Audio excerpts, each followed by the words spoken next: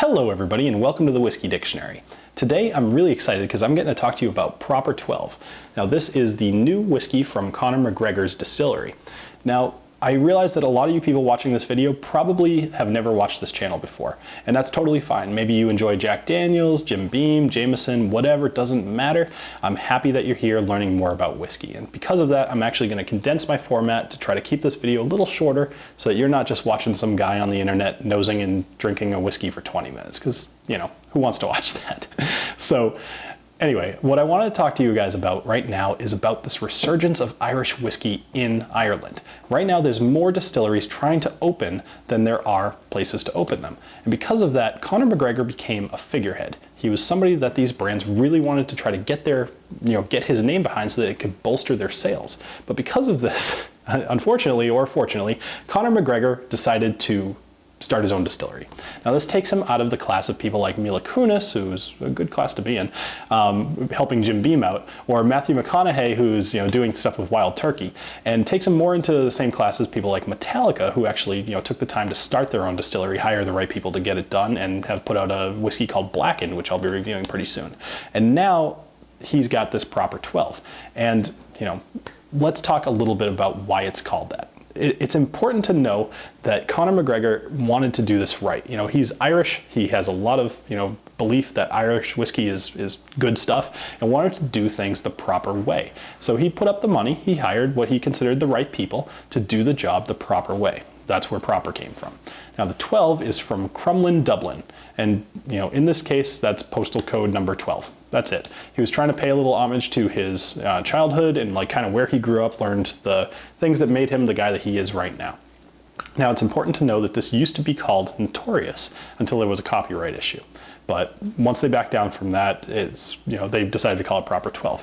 Conor McGregor has also copywritten Mystic Irish Whiskey, so it's possible that the name of this will change in the future. We'll see. Maybe it'll just be a different expression. So speaking of this whiskey, let's talk about this whiskey specifically. So David Elder was the distillery manager over at Bushmills, and he left about a year ago to become the master distiller at this new distillery. And it's important to know that he came from Bushmills because when you try this, it's going to taste an awful lot like the white label Bushmills, just the regular old Bushmills. So this whiskey also spends a little bit of time in ex-bourbon barrels. Now bourbon is important because not only are the barrels required, but also bourbon tends to produce this like vanilla caramel flavor that you're going to get in a lot of whiskeys that are aged in ex-bourbon barrels. So that's important to know as well. Let's go ahead and nose and taste this and see what you get. So if you happen to have a bottle of this, let's say you went out and bought it for the fight, especially if you're planning on serving it for the fight, you might want to consider opening the bottle and letting it just sit with the cap open. It's not going to be a big deal, or the cork open. It's not going to be a big deal. You're not going to ruin your whiskey or anything, but a whiskey like this, and I'll tell you why in a minute, could do with a little bit of breathing. And in fact, if I weren't doing a video of this, I would let this probably sit for about 10 or 15 minutes before I drink it. So let's go ahead and talk about the nose here. So go ahead, just kind of stick your nose right in there and just inhale. There's really no alcohol burn, so you're pretty safe. All right, so the number one thing that you're gonna be getting off of here is what a lot of us refer to as just young whiskey. Young grain whiskey specifically. And what that smells like, and I'm hoping that this will kind of trigger a spark in some of you, is a Sharpie. At least to me, it smells like that black marker, right? So you're gonna get that, and what that means is it didn't spend enough time in the barrel to really remove some of that acetone, kind of like nail polishy smell, and that will go away after a couple of years. Anyway, let's go ahead and, actually talking a little bit more about the nose. Once you have nosed this a little bit, if you put a couple drops of water in there, you're gonna get a little bit of honey maybe, and possibly a little bit of vanilla, but those are really, really muted in this. All right, let's go ahead and give it a taste. Cheers. Something also I like to do on this channel is I always cheers to something. So in this case, I want to wish Conor McGregor good luck in his fight this weekend. So cheers.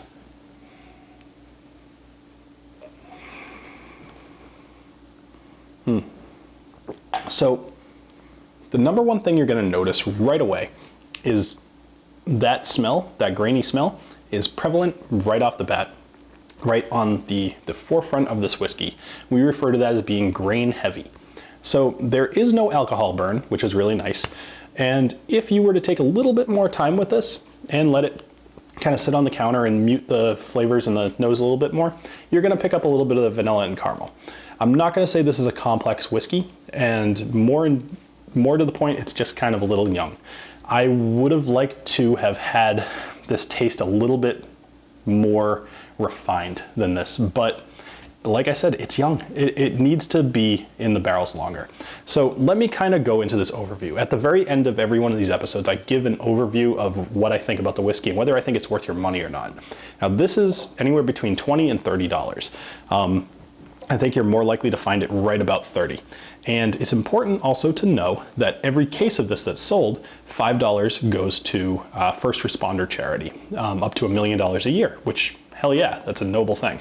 So that's a good reason to buy this as well as just the flavor. But I don't want to say that this is a fantastic whiskey, because frankly it's not. Then again, my hobby is reviewing whiskeys on the internet. I've tried, several $100 bottles. I've tried $1,000 bottle. I've had a lot of stuff.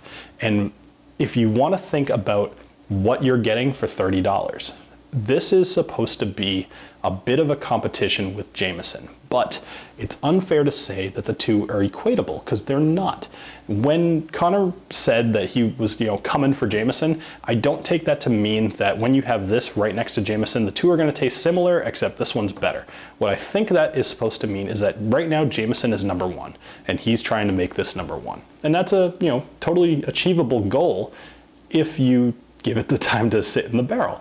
So once this has, let's just put it this way. This came out for the fight. I get that. He wanted to have this out before the fight came out because he wants to make the money, which, hell yeah, once again, that's totally fine. But once this has aged a little bit longer, I would love to see the next release of this. I think it's going to be a lot better. And in fact, I was talking to Proper Distillery. I reached out to them actually yesterday, and they overnighted me the bottle. And they mentioned that they're actually going to have more coming out pretty soon, like the better stuff, right? Not meaning that this is bad, meaning older, more aged stuff. So I think this is not the last that we're hearing of Proper 12, and I think whatever's coming out next will probably be a lot better. If you're wondering if you should buy this bottle for the weekend and for the fight, hell yeah. How often is it that you get to watch somebody on TV, somebody that you appreciate and that you can enjoy, and drink a thing that they put out specifically, for the fight, if you want to think of it that way. I don't think $30 is a huge investment. If you don't as well, then what the hell, buy it and have it. Try it with some ginger ale, throw a couple rocks in it, or try it with some Coke. This would actually go fantastic with a Coke. So, thank you for joining me here on the Whiskey Dictionary, and I look forward to watching the fight this weekend. Cheers.